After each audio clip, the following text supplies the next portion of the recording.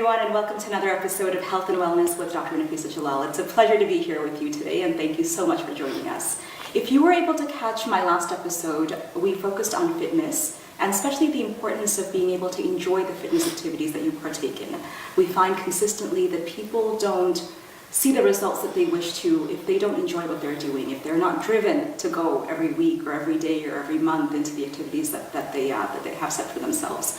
So in line with fitness activities and enjoyable fitness activities, we are going to be having a conversation today and seeing live demonstrations of two activities that I am certain you've all heard of, and most of you have tried at least one or the other. And if you haven't, then I'm certain that by the end of this program, our guest will convince you of why you have to. And we're going to be talking today about Pilates and yoga. I'm very excited about the guests that we have in studio today, and I'm going to get right into introducing them without wasting any more time. First of all, my very good friend Ilyas Bernie, who is a certified Pilates instructor. Welcome, Ilyas. Thank you. We also have with us Megan Peterson, who is a certified Pilates and indoor cycling instructor, as well as a full-time student at McMaster University. Welcome. Thank you. And we have with us Nisha Kandaria, who is a biochemist, certified Raja Yoga instructor, Max meditation instructor, and Reiki practitioner. Welcome, Nisha. Thank you. Wonderful to have you all in studio with us today. Thank you for being here. Now we're going to move right into the conversation because we have so much to speak about today. Tell us about the origins of Pilates, because we don't always hear about how certain things have started. We just hear about it when it's become big and hype. So how did Pilates start? What are the origins? And we can go later on into what makes it so special. That's a great question, Nafeesa. It starts in the early 1900s with Joseph Pilates.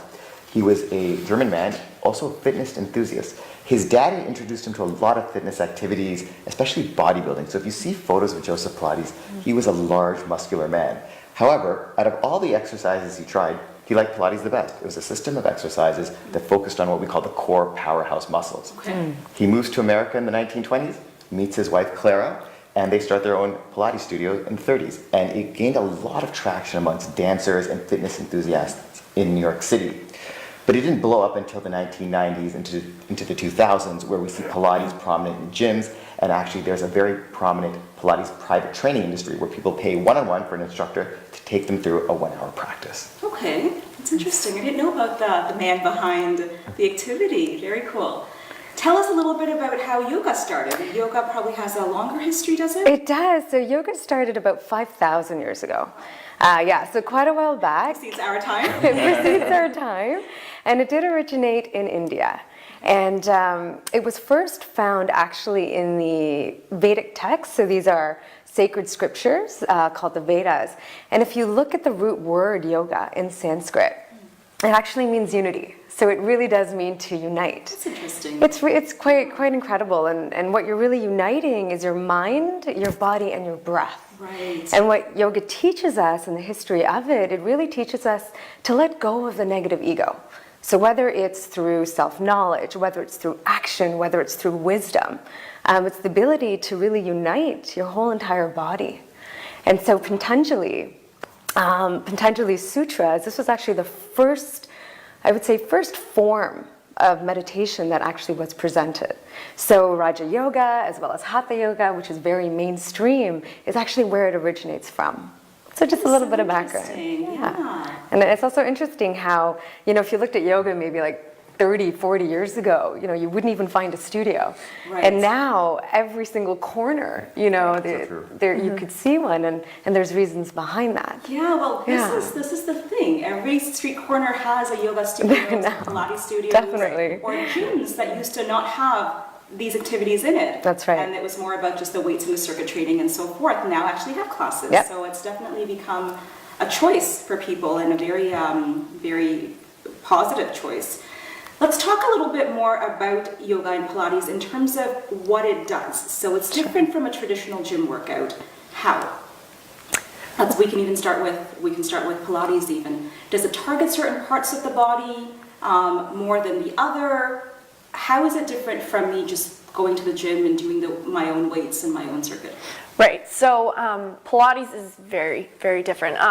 So essentially with practicing Pilates, we focus on lengthening and strengthening the muscles. So particularly focusing on the core, the back, major muscle groups.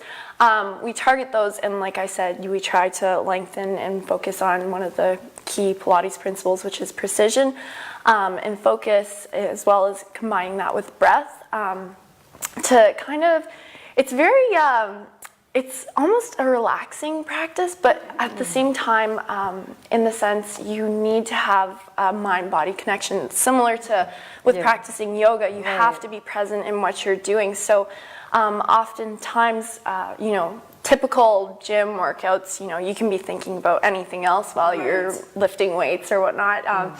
You're just there essentially going through the motions. Whereas with Pilates or even with yoga, you have to be present, you have to be in the now, channeling in with your body and focusing on those major muscle groups that we target.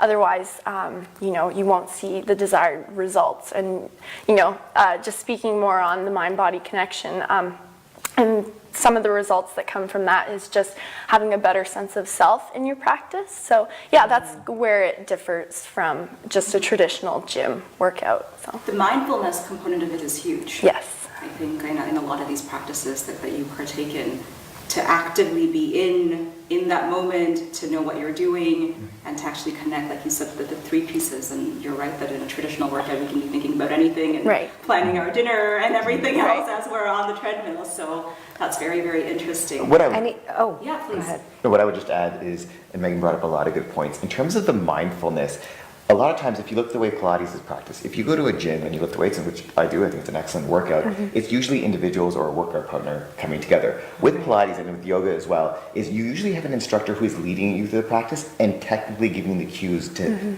execute the mind-body connection.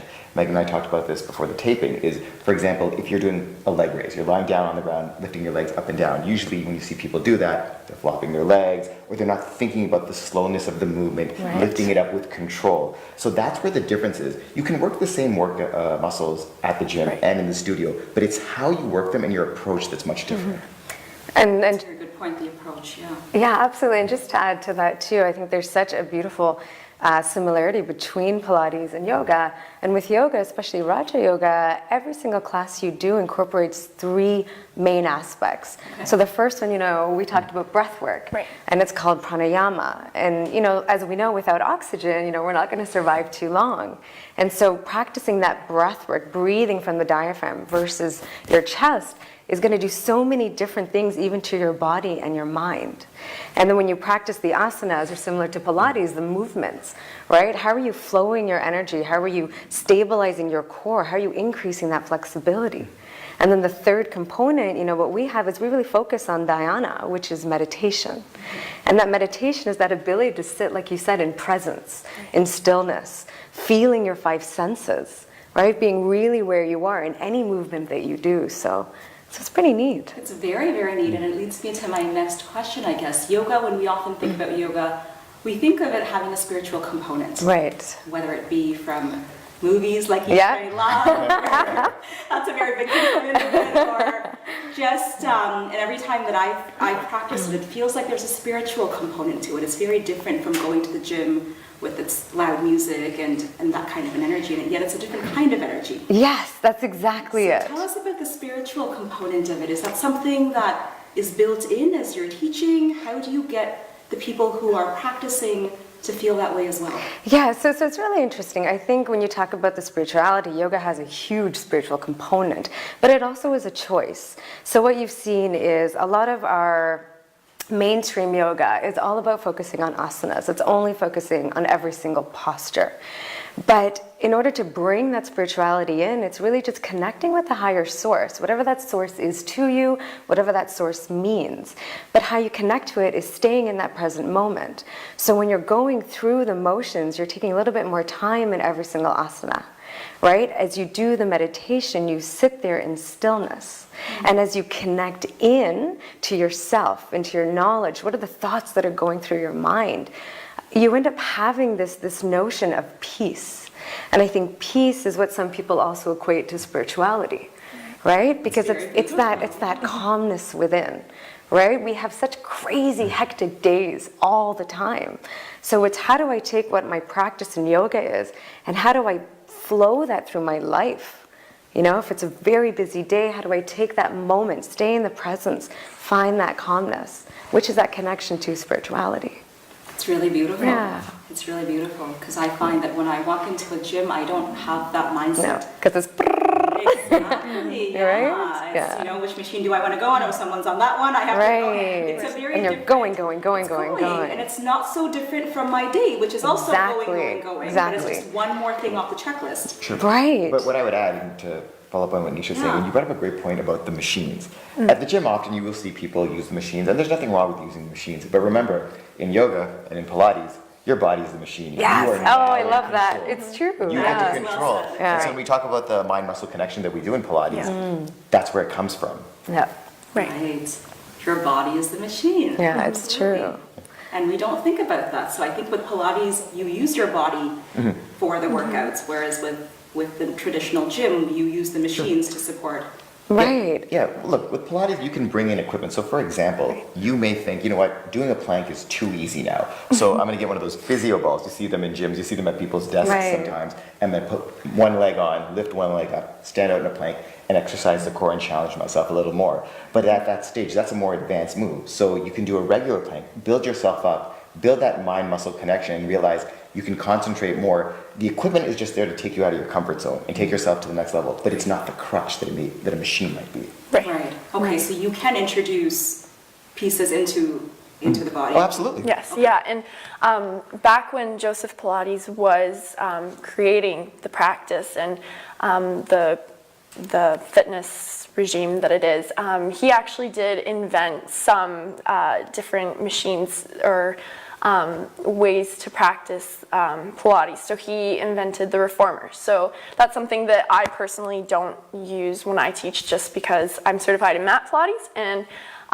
but it is a way to enhance your practice. Like Elias said, you know, most times some of the machines that we find at the gym, they can be more of a crutch. To kind of help us get through like squats, like the Smith machine to squat, you know, you use it for stability and whatnot. Whereas, you know, the reformer, it adds resistance. So it's essentially you're empowering your own machine, you know, by using these other apparatuses, is what he called them, such as, you know, the reformer or the ring or the exercise ball. There's many different forms. But yeah, no, they're just used to, you know, to enhance your practice however you see fit. So. I'm really glad you mentioned that, because I think when I was speaking to a few people before the show about Pilates, they kept explaining to me, because I practice yoga, but I have never done Pilates yet. Right. Well, you gotta come. Yeah. We teach regularly. Yeah. I understood that you only use your body and you don't have anything external. So it's interesting to see the different phases in your practice. You can introduce that as well. Absolutely. Which is interesting. Yeah, and so it's funny because a lot of people, like some of my friends or other colleagues or whatnot in other places in my life, they ask me, you know, when I tell them I teach Pilates, they're always like, so you like teach on that big springboard machine, or what is that? And they don't know what that is, and I'm like, you know, it's just a different form of Pilates. Just as there's different forms of yoga, Yes. different ways to practice, it's just another apparatus that you can use. So yeah, Very but interesting. yeah. Well, now I want to get into how we start. If our audience have never practiced either yoga or Pilates, and I think they're both fantastic. I mean, I have yet to try one, but I love yoga. Tell us where they start and how they start, and is there like a transition? I know with the gym people say, well, you know what, go easy on the machines first, or, you know, limit your time and limit the weights that you take until you slowly build up. Where do we start? We can start with either yoga or Pilates. Sure, you and guys can start. how do we build up? What do you recommend for people who are going to watch the show and say, yeah, we're going to go do this for the first time? Well, it's interesting. I get a couple of reactions when I tell people that I'm a certified Pilates instructor. One, hey, when can I come to your class? And two, is it hard?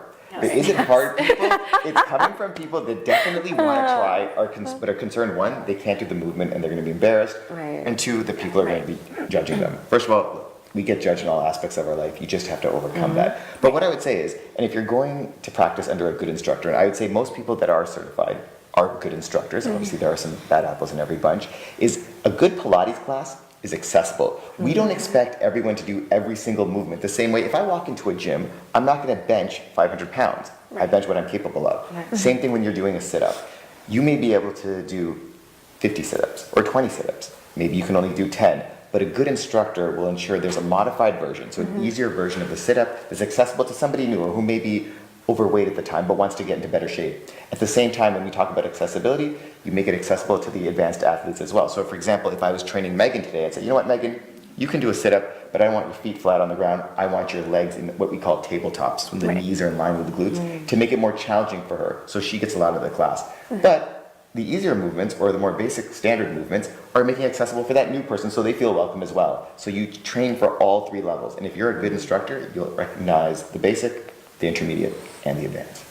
Okay. So most classes I can walk into and know that wherever I am in my practice, whether it be my first lesson or my 50th, that there are positions that I can do that will get me similar results, but through different motions. Put it this way, if a studio has classes that are strictly for advanced students, it should say level 3 or more advanced. Okay. But if it doesn't indicate that, it should be accessible for everybody involved, and if the instructor is a good instructor, they will recognize who needs help. I know before every class we say, you know what, is anyone new to Pilates, or does anyone have any injuries? Same with There's a reason we're asking for that, because we've identified someone that may need a little more assistance, and we will give it to them. Like, I think you handle it the same way, right? Yeah, absolutely. And one thing that I'd like to add is, you know, we as instructors, we've gone through hours of training to be the instructors that we are. And so part of our training process is we're trained to be able to adapt to any situation. So we need to know how to be able to handle clients that have been there for the first time. That's our job, is to be able to, you know, help people and guide them through. That's most of the time before I start my classes, you know, as Elia said, I ask, is anybody new to the practice? And I reassure my students that, you know, I'm the instructor, but I'm also your friend, and I'm here to help you out, you know? So, you know, there's no shame in starting. Everybody needs to start somewhere. I remember when I was first starting Pilates, and I remember the same feelings that the new students also experience. But I just encourage everybody to know that, you know, us instructors, we're there to hold your hand and help you, and we're there to, you know, guide you to be the best possible version of yourself in that moment in time. Yeah, This is so refreshing. I will follow up on Megan's point. We trained at the same studio. I remember when I first took my first Pilates class, it was a Saturday morning class, probably in 2013. I just want to try something new. The way we train is more intense. So we have a warm-up, it's in a heated room, then we do some high intensity training, and then we get into the core mat work. After the warm-up, I was completely gassed. I could barely do any of the ab exercises. My abductors were burning.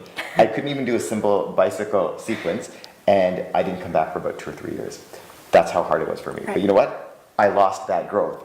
Today, I'm actually the instructor of that class that I failed at in 2013. So if any of your viewers are watching and thinking, you know what, we're scared, we can't do this, whether it's our conditioning or flexibility, they shouldn't be worried at all. It's, you know what, you just have to overcome that hump and come for the first time. No, this is so refreshing to hear, because I know with him, I've said many times, is it hard, is it hard? And he said, you know what, just come and try it. And sometimes I think it's just, it's a mental thing more than a physical thing. The limitations that we put on ourselves. For us, and we do this in all aspects of our lives, I have to say, that we think we can't do something even before we've tried. That's right. And it's similar with yoga too. So there's so many parallels to now that I hear about Pilates as well. And you know, a lot of people that try yoga for the first time, they think that they have to be super flexible, which is not the case at all. And I always say, if you can breathe, you can do yoga. Because it's your own practice. It's not about what the person beside you, behind you, in front of you is doing. It's where you are in your stage. And I always find that if you can take a beginner class, so any instructors, you know, like myself, will take you through how to get into these postures safely. Right? And what's the right alignment? Because I find when people do try yoga for the first time, they think they have to be into these super flexible positions, and that's where the injuries occur. Because you see other people in the room who seem to be doing but, it but you know so what, well. that takes time. Like even when I started, I'm a type A personality. We talked about the hectic day, right? It's go, go, go, go, go. When I first started it, I didn't like it. I didn't like how slow it was. I didn't like how you had to stay still. And now it's the best gift because it's bringing balance to your life. It's probably the one time of your day that you are That still. you feel still, right? And it's similar in terms of building that muscle. Certain asanas, certain poses, depending on how long you're holding them and what variation. But if you're a beginner, start simple. Maybe it's a tree pose, right? It's not going into a backward bend or a headstand yet. But when you can focus on your breath and learn how to breathe properly, that is the key. Because often when we go through work or a busy day, you find that your shoulders are so tense because you're breathing through your chest. The minute you relax and start breathing from the diaphragm, you can do so much more in any exercise that you do, right? The breathing part of it is really interesting that you mentioned, because we do it every day to live, but we really don't do it in a mindful way. No. I find that when I first started yoga, that was probably one of my hardest things, more than the flexibility or the posture. That's right. To be cautious of how I'm breathing and when I'm breathing. Yes. The fact that I am breathing is much harder than you would think, but once you get it, it's such a liberating feeling. It is, and you become aware. It brings a calmness to you. Calmness and awareness. You start realizing, how are you going throughout your day? So if you start realizing and taking a step back and paying attention to how you're breathing, you'll see where the stress is and how to release it to actually just feel that stillness and calmness. Yeah, and I would add, with breathing, I think one of the mistakes people make both in yoga and in Pilates is when the workouts get harder, they tend to hold in their breath as a course of practice. Good point. That's the worst thing we do. And what we say throughout all our classes is, listen, inhale through the nose, exhale through the mouth. That's the standard lateral breathing that you do in Pilates. If you don't do it, you're just making the exercise much harder. And it happens in a lot of forms of exercise. And I just want to follow up on the point you made about that is it hard question. We get that question a lot. And you know what? The most advanced students, they'll say, I want it harder. They want a much harder class. And whether you're at advanced level or intermediate level, everyone has a fitness goal. They have an athletic goal. Right. If your workout's not hard, you're not going to reach that goal. Easy never got anyone anything. However, it has to be accessible. So we'll give you an accessible workout if you've never done Pilates or you're at a basic level, but we will still make it hard. This is not easy. Right. But in the end, your clients will thank you for it. You know why? Because the harder you make it, the more they're challenged, they'll feel better the next day. Absolutely. And same with yoga. It's pushing yourself to that next challenge, right? And then that feeling of, let's say, you have, whether it's a Pilates movement or it's a yoga movement, when you can't do it one week, and then by, week 3 or week 5, however long that takes, and you've got it, it's that best awarding feeling, right? Oh, absolutely. I remember when I first started Pilates, and same thing, we both started at the same studio, and I remember going into a class, and the first exercise we did was the roll up, and I remember being like, oh my goodness, this is so hard. And now for me, it's like the bread and butter of my Pilates routine. We always do the roll up, and it's crazy because thinking back to 4 years ago when I started and not being able to get up and touch my toes and my legs are lifting up, and now it's done with ease. It's amazing to see the progress that comes just from continuous practice, Yeah, and I would add, I'll give you an example, is before I got certified, I used to take Megan's classes, and Megan would have a very intense, hard, high-intensity component of her workshop before we got to the mat work.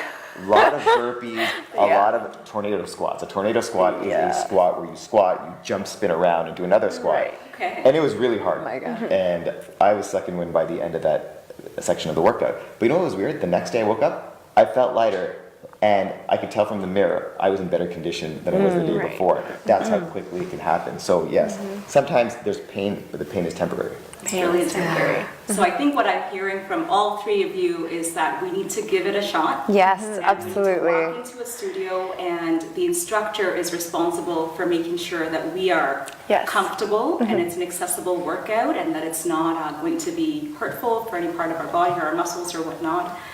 And keep an open mind, right? Maybe it's about not having expectations, right? And allow your instructors to guide you through for your first time. And I think the pushing and the harder part of it, like you say, is very important in all aspects of our lives. Absolutely. I feel like we try and push ourselves to do more tomorrow than we've done yesterday and today. So our workouts should be no different, and our fitness goals, in order to be able to reach them, and they change all the time to becoming more and better and bigger things, just like that, the practices that we engage in also have to encourage us to do that. Right. This is so interesting. Well, I would like to take a brief break here. After the break, we are going to be watching live demos. So thank you so much to our guests for being able to bring that to us as well. I know some of us learn a lot by conversations and speaking, and others learn by seeing, and most of us by a combination of both. So we're really excited to be able to bring that to you in a second. We will be right back. Please stay with us.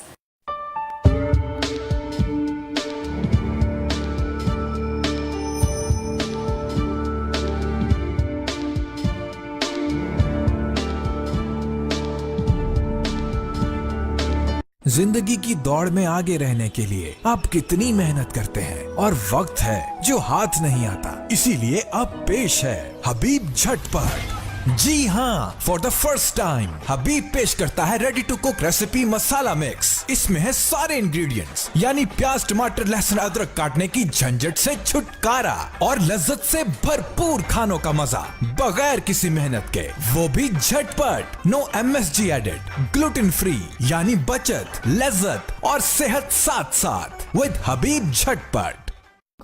We at Albarka Travel are passionate about our clients' entire journey, from dream to experience to memory. We are not only the #1 Umrah agent in Canada, but also guarantee the cheapest airfare to Pakistan, India, Middle East, and Europe. Albarka Travel, combining your ideas with its experience and expertise to deliver you the most enjoyable travel experience and vacation packages possible. Get in touch at 905-232-6566. Albarka Travel. Explore the world with us.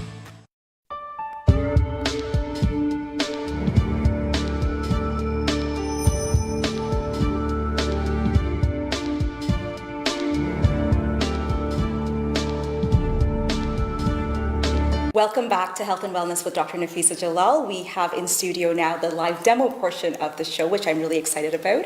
Megan, thank you so much for being our model. And we've got Ilyas here, both are certified Pilates instructors. And tell us what we're going to see now. Okay, we're going to do a series of moves, and the first moves is a classic Pilates move. It's called the 100. Okay. So what Megan is going to do firstly is, Megan, extend your spine to the mat, tuck your chin in to avoid any head injuries. Well done. Extend your legs, flat out, point the toes. So what Megan's going to do now is she's going to put her legs in what we call 60 degrees. First, bring the legs together, Megan.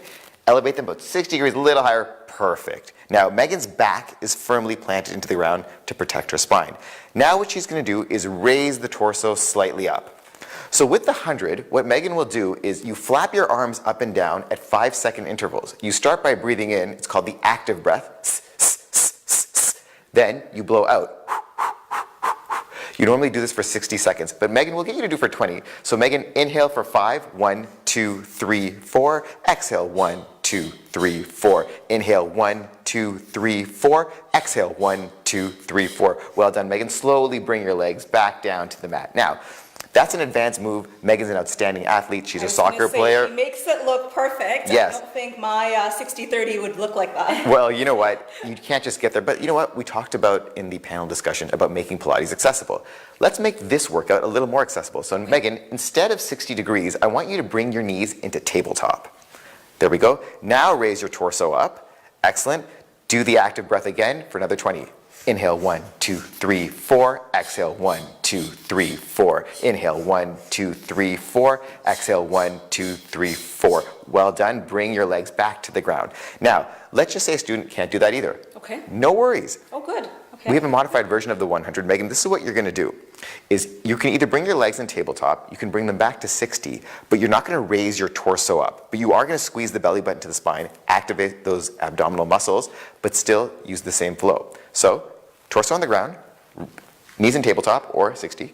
Now, flap your arms. Inhale, 1, 2, 3, 4. Exhale, 1, 2, 3, 4. Inhale, 1, 2, 3, 4. Exhale, 1, 2, 3, 4. Well done. Bring your knees safely back to the ground, slowly with control. So I have a question about Go ahead. that. The 3 things that she's done. Mm-hmm.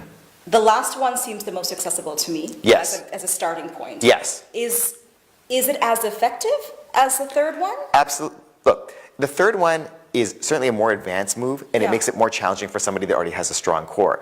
But if you're coming to Pilates for the first time, if you're a beginner, keeping your torso on the mat, but getting that motion, squeezing the belly button in, you know what? That's making your abs a little stronger. Now, let's just say somebody is coming to Pilates for the first time, but they somewhat had that a bit of strength there. What you can do is, Megan, bring your knees back into tabletop.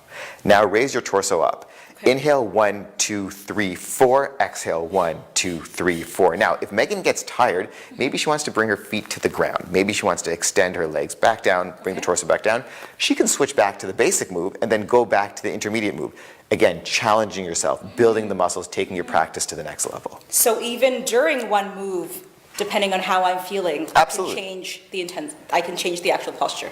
Absolutely. You can switch from basic to intermediate. You can go Yeah. from intermediate, maybe she wants to try the advanced, Right. and then go back down. Normally people stay consistent with one particular section of the workout, but it doesn't have to be that way. We always look to challenge ourselves. Okay, good. The third move makes me feel like I can do this. So for any of our viewers that are doing this for the first time, this is a great example Yeah. of how you can start easy and slowly build up. So you have goals that you set for yourself. And this is a move that is unique to Pilates. If you look at Pilates and we talked about yoga, a lot of times they borrow workouts or exercises from other regimens, but this is very unique. This is a core Pilates workout. Okay. And I can tell it strengthens the core because she's Absolutely. tightening that part up for sure. Sure. Thank you. I want to talk about the socks that I'm seeing. Yeah. These are interesting and I've never seen them before. Are they used for other exercises as well? Or is this specific to Pilates? What does it do? So yeah, you can use them for Pilates, yoga. Essentially all they do is they stop you from slipping on your mat. So a lot of times I like to practice with a towel on my mat, but sometimes you get really sweaty, things start to slide a little bit. So essentially they've got like little beads in the bottom that have a little bit of grip. You can kinda see. Wonderful. So yeah, so it prevents that slipping because a lot of times you'll be doing a plank or something and you want to hold it, but if you're slipping then, you know, it compromises your Very practice, cool. so. Yeah, and remember, Pilates is a very athletic workout. Now, we teach in a heated studio where the Yes. studio is at 40 degrees. For a lot of those moves, you want to wear your shoes at the same time. It's really hot, so socks are a great alternative as well. Great. Okay, what are we going to see next? Next, we're going to see the roll-up. So what Megan is going to do is she's going to extend her spine to the mat, tucking her chin in. She's going to point the toes, keep the legs out. Now, she's going to extend her arms behind the body. The roll-up, again, a standard Pilates move, very traditional in most practices. She's going to roll up. So Megan, what I want you to do is slowly, with control, roll your torso up. You're inhaling to the bottom, exhaling to the top slowly with control. Reach for your toes, go as far as you can. Hold, maybe for a second, then inhale back down. Slowly with control. Now, Megan, do that one more time. Exhale to the top. Keep those legs planted to the mat, towards the toes. Then inhale back down. You see what Megan's doing here? She's squeezing her core muscles in and using the core to lift the body towards her legs. This is a move that is simple but can also be done incorrectly. If you are jerking your body, jerking your neck, Megan, show us how this is incorrectly done. Exactly. She's now using her neck and shoulders to raise the body up. That's not what you want to do. The posture makes, eh? And We talked about mindful of this. Yeah, we talked about control. We talked about the mind-muscle connection. If you look at the first version of the roll-up, the mind-muscle connection is there. Yes. If you look at what she just did, no, you're just going to hurt yourself, and you're not even working your ab muscles. Right. Yeah. The difference. Now Megan is an advanced student, so let's just say somebody in the class finds the roll-ups, maybe they've become too easy. What Megan can do is we call layering. We can make this workout much harder. So Megan, here's what I want you to do. You're going to bring one knee into tabletop. Tabletop. So raise the foot off the ground. Well done. The knee is in line with the glutes. Now, the opposite leg, I want you to raise slightly, maybe 1 to 2 inches off your mat. Perfect. Now, bring your arms behind your body. With control, raise the torso up. Well done. Keep the knee in. See, that gets much harder, even for advanced student like Megan. that just Inhale right there back is much down. harder, yeah. Exactly. Yeah. Exhale up. Inhale back down with control. There, you can put that leg down. Now, Megan, make sure what you do on one side in Pilates, you always have to do on the other side. So let's just 2 roll-ups in on the advanced roll-ups in on the opposite side. So bring that leg into tabletop, bring the opposite leg up, roll the torso up. Well done. Very good. Excellent. Perfect. That is impressive. Inhale back down. So if I see an advanced student in the class, I will cue them to do the advanced move, but most of the class will do the standard roll-up. Right. Absolutely, because the dimension at which she's keeping the one leg while she's moving the body up, that's hard. Exactly. And what we always say, slow with control, sometimes we can even take it to the next level, keep them holding the torso up a little longer. So with a sequence like that, we would get them to do 30 roll-ups. They do 15 with one leg in tabletop, the opposite leg extended. Then at the halfway mark, I would cue the student to extend the opposite leg and put the other leg into tabletop. That one's going to take a little bit of time for me to... Yeah. Nafeesa, into that I gotta be honest with you, you're in great shape. I think you're gonna get there soon. Gonna give it a shot. We're gonna take you to that next level. This is exciting. This is exciting. I love the mindfulness aspect of it, of how the postures look aligned when you're really focusing on what you're doing. That's really, really exciting. Yeah, it goes back to that mind-muscle connection, and that's where you excel. That's where you can take your practice to the next level. Right. If you're just doing a physical movement and only concentrating on the physical, you're not going to get to those advanced level postures, and you're not going to do them correctly, and you won't see the physical change in the body. Once the mental comes in, that's where you see the change as well. All right, let's look at the third move that you had for us as well. The third move is called the bicycle or the crisscross. Again, very standard in Pilates, but it's standard in a lot of workouts as well. So what we're going to do is we're going to start with the regular version. So Megan, here's what I want you to do. Bring your knees towards your chest. They're in tabletop, a little closer. Excellent. Now, I want you to interlace your hands behind your head. Excellent. Now, here's the key here. You don't want to pull on your neck, and you want to keep your elbows wide. You don't want to do what's called cupping, where you bring your elbows together, because you're pulling on your neck, and you're not going to use your core as much. Squeeze the belly button to the spine. Now, Megan, bring your left leg closer towards your chest, and as you exhale, extend the opposite leg. Raise your torso, shoulder towards the knee. Well done. Wow. Now, inhale, and then switch. Extend the opposite leg in. Bring that in. Switch again. Inhale, exhale, switch, and switch. Now, she's going at a slow pace, which is good. You feel that burn, but sometimes you want to mix it up. So, Megan, let's do 5 fast. 1, 2, 3, 4, 5. Hold. Well done. Bring the knees back into tabletop. Megan, bring your torso back to the ground. That was perfect form. And if you notice, her elbows were wide the whole time. She brought one leg into the chest. Slowly with control, she extended the opposite leg fully, pointing the toes. There were no shortcuts there. I'm so impressed. Megan is impressive. Now, let's just say somebody's coming to Pilates for the first time and they can't do bicycles. What's the easier version? Megan, plant your feet firmly on the ground. Make sure your knees are fist width apart. So use your fist. Excellent. Extend back down. Now, what she can do is, she can do the bicycles, but she's raising the torso with the feet flat. So as the feet are firmly planted, raise the left side of your body towards the right knee. With control, excellent. Back down. Do it on the opposite side. So more like a sit-up that we've seen. More like a sit-up, but you're working the transverse abdominals, those oblique muscles, the muscles right here. That's what this particular exercise focuses on. But we talked about making it accessible. Not everyone has to do a bicycle. This is something that's a great alternative. It works the same muscles. And once this exercise eventually gets too easy, someone can do the regular bicycle. Now, Pilates usually is done in classes. However, maybe you've got a one-on-one client. The one-on-one personal training with Pilates is booming. If someone like Megan were to come to me and I see that she does the standard 30 bicycles that we do in class with ease, I'll say, you know what, Megan, let's do 50. Or let's do 100. And some people are very good. What you want to do is either have a rep range in mind, or if the person is that athletic, take them to failure. There's nothing wrong with failure. That's at a point where they can no longer do any more bicycles or any more roll-ups because they've exhausted the muscles. That's how you challenge and keep the practice going. Remember, we're not using any weights here, but there are so many advanced moves, so many advanced versions that you could never get tired or bored of one particular exercise. That's why I've never heard the words "take them to failure" before, and this is really, really interesting because it just pushes us to do as much as we can. And then we stop. Exactly. Versus having a planned routine.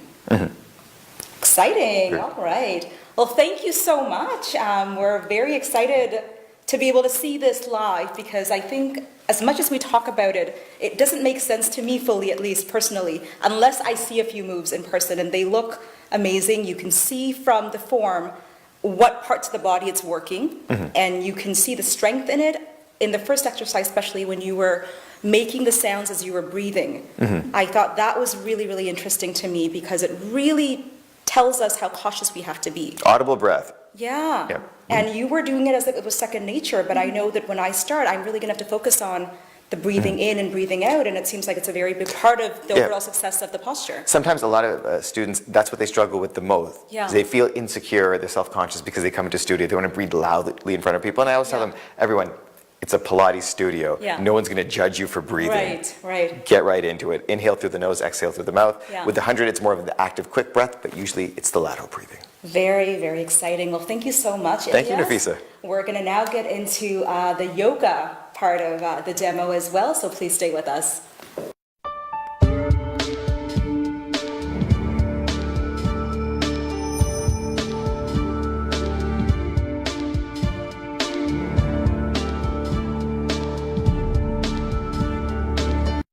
Trendy cool है के गहने gold house gold jewellery का है best place gold house purity quality भरोसे का ये नाम gold house jewellers Now open biggest store of 22 and 24 karat gold jewelry in Malton. Gold House Jewelers. New collection just arrived from Dubai, Pakistan and India. Call Shahid or Junaid. 905-672-0786. Purity is guaranteed. Gold house jewellers This is the world of internet. You have everything on your computer and mobile screen. If you wish to promote your business through internet, especially to perfect target market, then you have just one reliable name, NJ Marketing, offering various marketing solutions like social media marketing, telemarketing, email marketing, search engine optimization, graphic designing, web designing and development, and mobile application development. So call now at 647-824-1485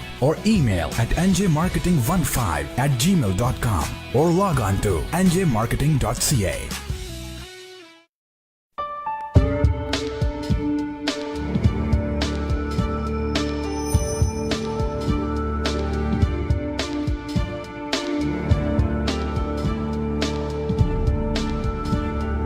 Welcome back to Health and Wellness with Dr. Nafeesa Jalal. We have with us in studio Nisha, who is going to be showing us, you tell us what you're going to show us, but it's going to be some yoga poses that I've been really excited to see. Yes, and it's definitely for beginners. So what I'm going to show you is a really quick, easy morning routine. So it's nothing where we're going into a whole bunch of different twists. It's just going to be really simple, really easy to do, and it'll help everyone connect that mind, body, and breath, and just start your day off really well. What a wonderful way to start our day. Thank you. So I'm going to Awesome. step aside for a second so I can just watch you do your thing. Okay, and then I'm pulling you back in. Sounds good. Perfect. Let's do this. Sounds All good. right. So what we'll do is we'll first just sit down and we'll start in lotus position. So it's really, really easy. You're basically just bending your knees here. Our hands are just on our knees really, really gently.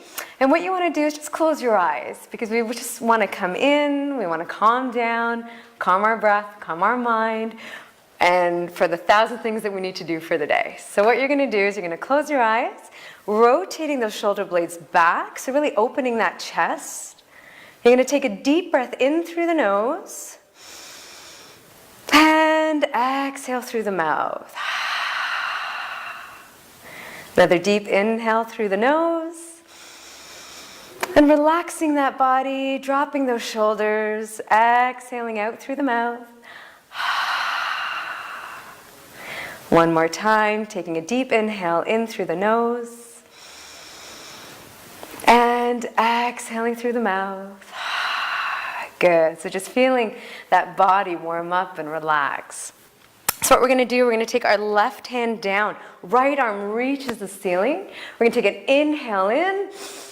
And exhale out as we lean to the side, really opening up that right side, coming back in, taking an inhale up, and exhaling as we bend to the other side. Taking our time, right? It's the morning. We want to inhale, reach up a little bit further, and exhale gently to the side, maybe reaching a little bit more, coming back. Taking that deep inhale up, reaching a little bit higher with that left hand, and then exhaling as we rotate down, making sure your sit bones are still seated and nice and flat, and then coming back. Good. Rounding those shoulders out a little bit more. We're going to now come onto all fours, and here you can just either curl your toes underneath or keep them flat. Hands are shoulder width apart. And what we're going to do, we're going to inhale, we're going to arch that back, looking up to the ceiling. Exhale. exhaling as we come into cow, rounding that back, tucking that chin in. Inhaling as we arch, really allowing that arch. And then exhaling as we rotate in, pushing our palms into the mat.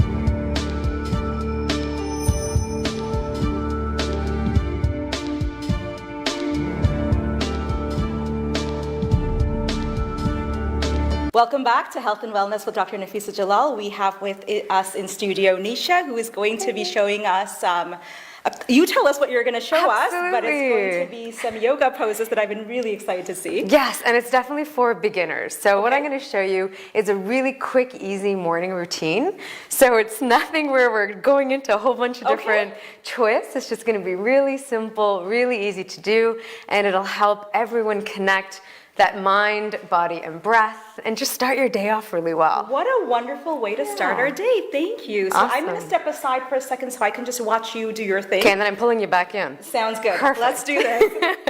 Sounds All good. right. So what we'll do is we'll first just sit down and we'll start in lotus position. So it's really, really easy. You're basically just bending your knees here. Our hands are just on our knees really, really gently. And what you want to do is just close your eyes because we just want to come in, we want to calm down, calm our breath, calm our mind, and for the 1,000 things that we need to do for the day. So what you're going to do is you're going to close your eyes, rotating those shoulder blades back, so really opening that chest. You're going to take a deep breath in through the nose and exhale through the mouth. Another deep inhale through the nose. And relaxing that body, dropping those shoulders, exhaling out through the mouth. One more time, taking a deep inhale in through the nose. And exhaling through the mouth. Good. So just feeling that body warm up and relax. So what we're going to do, we're going to take our left hand down. Right arm reaches the ceiling. We're going to take an inhale in. And exhale out as we lean to the side, really opening up that right side, coming back in, taking an inhale up, and exhaling as we bend to the other side. Taking our time, right? It's the morning.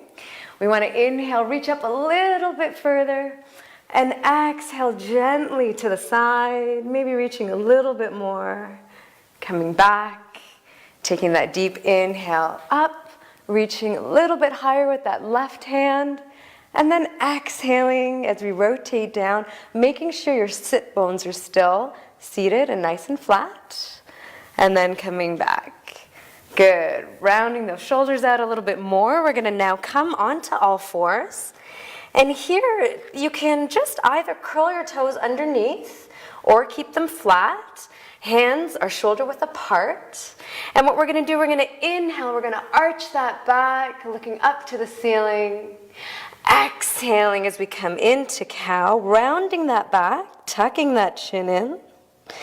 Inhaling as we arch, really allowing that arch. And then exhaling as we rotate in, pushing our palms into the mat. Inhaling one more time.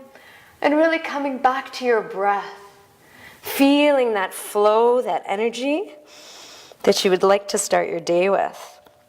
So as we come back, right, maybe we want to start our day off with balance.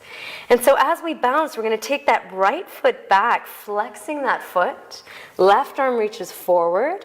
I'm going to keep my head down in neutral, really engaging those abdominals, engaging that leg. And this may look easy, but after a minute, I can guarantee there's a bit of a challenge here. But it's all about finding that balance. So as we come back, we do the opposite. Left foot reaches out, nice and flexed. Right arm reaches forward. My head comes down into neutral. Again, flexing the body, engaging those abs, but really coming back to your breath. So breathing in and breathing out. Good. And here with yoga, we practice actually inhaling through the nose and exhaling through the nose. And that way you're continuously getting the energy flowing internally. So what we're going to do here, we're just going to curl our toes behind us, pushing back into a down dog. And maybe you're walking that dog out, again, nice and slow and easy in the morning.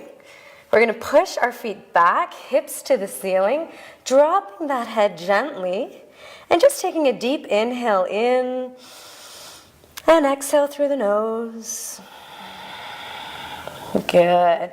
And then inhale as we step to the front of our mats, exhaling as we forward fold. And within this forward fold, you really want to allow your body to just completely relax. And for those of you that maybe have tighter shoulders, tighter neck muscles, this is incredible to allow that little bit of a stretch. So maybe you grab your elbows and just nodding your head ever so gently up and down, and maybe to the left and to the right, and again, maybe up and down. And just allowing the body to just relax. And just feeling that stretch even in the lower back. And just stretching. Breathing in as we come with a nice flat back.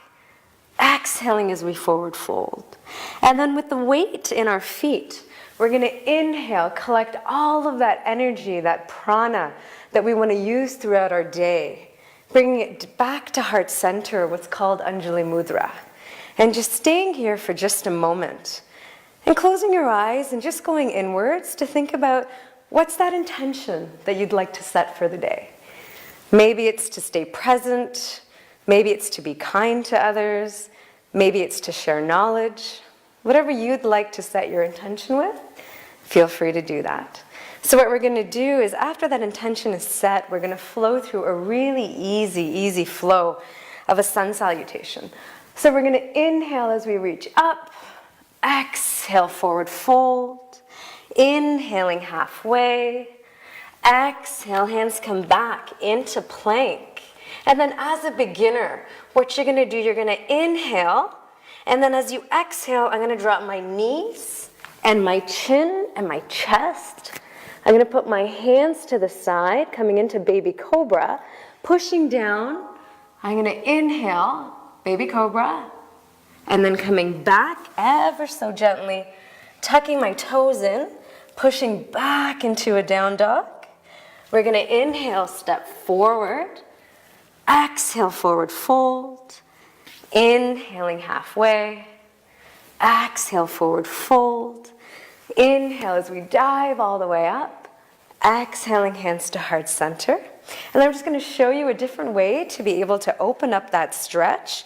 We're going to inhale, that left foot comes back, right foot comes down, my toes are still curled in, right hand meets my right foot, and then on that inhale, I'm just going to bring that left arm up, rotating back a little bit to open that chest. And coming back to my breath, we want to continue that flow, inhaling and exhaling through the nose, and then coming back, easily coming back into a down dog, pushing back, left leg comes forward, bending that right knee, left hand meets the left leg, and then we inhale and put that right arm up, and then opening that just a little bit, coming back to your breath, inhaling in and exhaling out, relaxing the body. Coming back, taking our feet back into a down dog, and then just coming into child's pose. So we're going to put our knees out to the mat, toes are touching. I'm going to sit back, hands go forward, and I'm just going to rest my head. And I can guarantee that's going to feel so good first thing in the morning. And what you want to do is connect to that mind, that breath, the body, as you just allow yourself to sink into the mat. And then maybe activating that child's pose a little bit. So really stretching those arms, sitting back and down. And then taking, either 3 to 5 breaths here to just relax. Good, and then we're gonna slowly come up and we're gonna balance the whole body here. So we also lie down, and there's a couple variations here. So what we're gonna do is we're gonna place our feet down, kind of like pelvic width apart, rotate those shoulder blades back, making really strong arms. I'm gonna push my pelvic forward, opening my neck, because here you can open your neck and your chest. For those of you that want to try, you can push and connect your fingers underneath. Or for those that are a little bit more advanced and you want to go into bridge, then that really opens up that back, that chest, and that neck. Again, carefully coming back down, coming back into this position, and coming up again, inhaling, exhaling. Good. And it is the morning, so you want to take your time. After you're done here, you can just simply roll to the side, where we all would probably rather be, and just relax. Take a couple of breaths in the morning, slowly coming up. And in every class that we teach, especially for Raja Yoga, you'll always start with pranayama, which is your breath. We just did a flow of asanas. And now I'm going to ask Nafeesa to come back on, because I'd like to show you a quick way to do meditation, which is dhyana. Yep, and so she's going to come and join us. And I'll have her come back on the mat.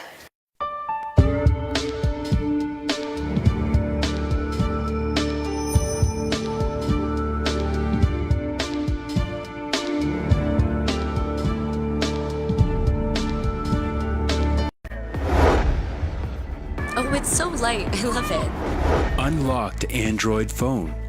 2 SIM card slots for 2 numbers and travel needs. 13 megapixel camera with 1080 HD recording. 16 gigabyte internal memory, which is expandable for more photos, videos, and music. Over 250 stores to open by 2018. K-Mobile. Chocolate chip cookie Ali. सिर्फ cookie दूंगा, chocolate chip नहीं दूंगा। इसमें तो बहुत सारे chocolate chip हैं। एक सेकंड देता हूँ।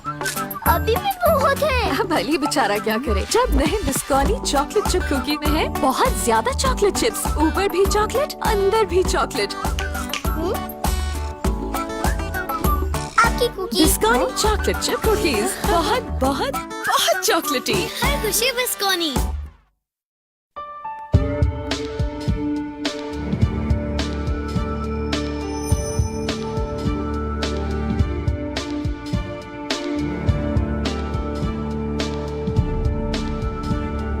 So thanks for coming back in.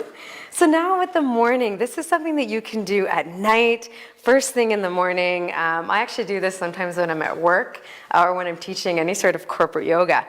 You can do it sitting in a chair or lying down. So Nafeesa, I'll get you to put your other foot down, so nice and straight. I'll get you to put your hands by your side, maybe rotating those shoulder blades back. That way you're opening that chest, opening that airway. Chin maybe a little bit to the sky, and I'll get you to close your eyes. And so what we're going to do is something just called body relaxation. And so what I will do is we're going to start with the feet. So as you inhale, I want you to focus on your feet, on the tops of your feet, the bottoms of your feet, your left toes, your right toes. Inhaling in through the nose. And this time, because we are doing meditation, I want you to breathe out through the mouth. Good. And as we focus on the area of the feet, inhaling in, and as you exhale, feet relax. Bringing awareness as you breathe naturally, bringing awareness to your left calf, your right calf, your left thigh, your right thigh. And as you continue to breathe at a natural pace, On your next exhale, I want you to relax your entire legs. Left leg is relaxed, right leg is relaxed. And feel the lower body just sinking into the mat. Bringing awareness to our pelvic area, our buttocks, our stomach, our lower back. And as we exhale, we feel our entire mid-region relax. Feeling our chest, our upper back, our quadriceps, our neck. Feel the whole entire area relax. Paying attention to our left palm, the top of our left hand, our left fingertips, our right hand, our right palm, the backs of our hands. Bringing awareness to our left lower arm, our left upper arm, our left shoulder, our right lower arm, our right upper arm, our right shoulder. Feel both arms completely relax. And from the neck all the way down to your toes, feel your whole entire body calm, relaxed, and a little heavier into the mat. Bringing awareness to the face, allowing our tongue, if it's at the roof of the mouth, to simply fall to the bottom. Relaxing our cheeks, our eyes, our forehead, our eyebrows. Feel the whole face just relax. Bringing awareness to the top of our head, the back of our head, as our head gently relaxes onto the mat. Feel the weight of that head gently fall into the mat. And as we continue to bring awareness to the top of our head down to the tip of our toes, feeling our entire body, our entire mind completely relax. Coming back to our breath, taking a deep inhale through the nose and sigh it out as we exhale. Another deep inhale through the nose. Sigh it out. Last one, deep inhale in. And exhale as the whole body relaxes. Good, and that took maybe 5 minutes. That is your portion of dhyana, so I will get you to gently roll to your side. You're just coming onto your side for a little bit, hanging out there. And then gently, maybe using your left hand to push yourself back up. And coming to seat up nice and gentle. And how are you feeling? That was probably the best part of my week. That was fantastic, Nisha. Wonderful. So I'm so glad. Absolutely. I think for the audience, the breathing is so critical, like we spoke about over and over today. It really gets your body and your mind just in its entirety in a very different state. Right. In a state of peace. But what I also loved was your voice. Oh, thank It's you. so soothing. And I've seen this over and over with so many instructors, that there's something that you bring in your tone that sets a calmness. Thank you. And I think that really adds to the overall emotions and the practice itself. But absolutely, even if you aren't excited about the other parts of the yoga session, I think this end part is worth everything. Thank you so You're much. welcome. It rejuvenates you, I think, mind It and does, body. and that's the thing. So all it takes is, literally 2 minutes or 5 minutes in your day, or you're feeling burnt out, or you're at home and you still have to, cook, clean, take care of kids, whatever that is for you. Yeah. It's a matter of what you're doing is re-energizing your whole body. Exactly. And that's it. Through that breath, through that prana, you're bringing that energy back in order to find that state of relaxation, to be able able to be more productive, to share that energy, to share that joy and calmness. It's so true, because a lot of Thank us you. think that we have to go to be productive. Because that's natural. Exactly. Right? Sometimes you just need a few minutes in your day Charge up. to charge up, to just give yourself that, and it's not hard. You can No. carry them out with you. And that's what I mean. Find your room. Easy. And that's why this is for beginners, right? Again, if it's his first time doing yoga, Yes. would you say it's easy? This is great. It gets challenging, but this is, you This know, part, this the is part that you did, I don't know how easy that is, but the part that I did was very easy and just puts me in a sense of calm. Wonderful. Which is wonderful. So thank you so much. Namaste. for Thank you that. so much. Enjoy.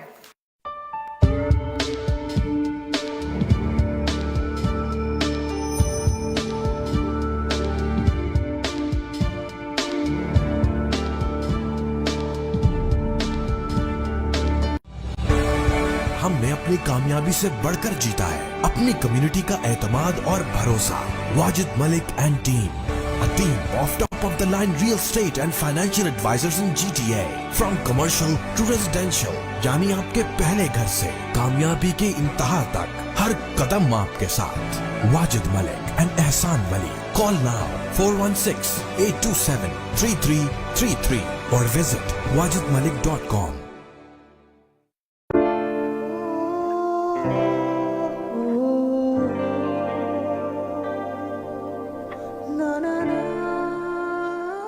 Are you sure about it? Let's do it then. The family law lawyers at Alam Law Chambers will be with you during your stressful divorce and custody battle so that the best possible result can be found for you and your children. Reliable and affordable. Alam Law.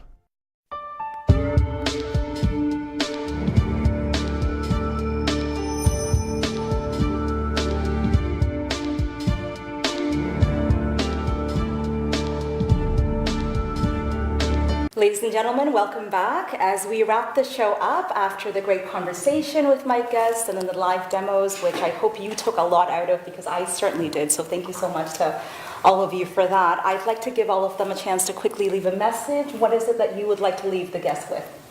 Well, all I'll say is I've tried a lot of workouts throughout the city, and I can assure you Pilates is the most challenging and the most fun workout.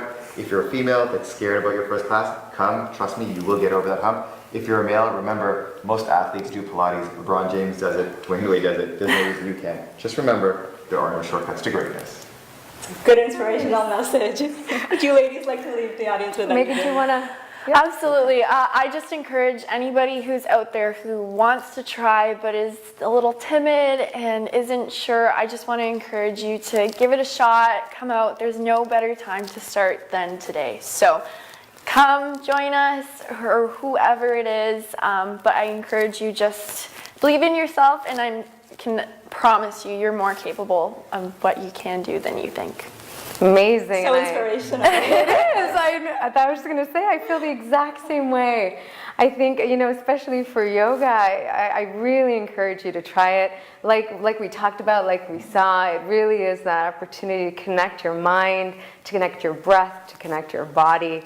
It can be very simple to very challenging, but again, yoga's for you. I always say if you can breathe, you can do yoga, and give it a try.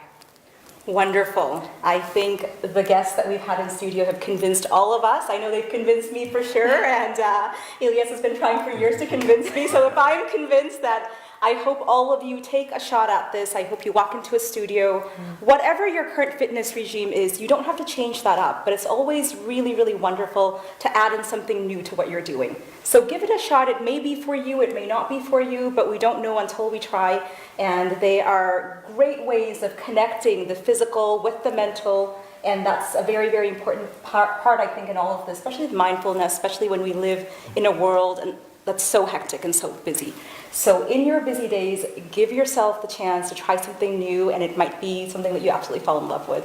Thank you so much for joining us. Thank you to our guests. Thank you for having us. Thank you. And for all of you, have a great evening, and we will see you next Sunday. Take care.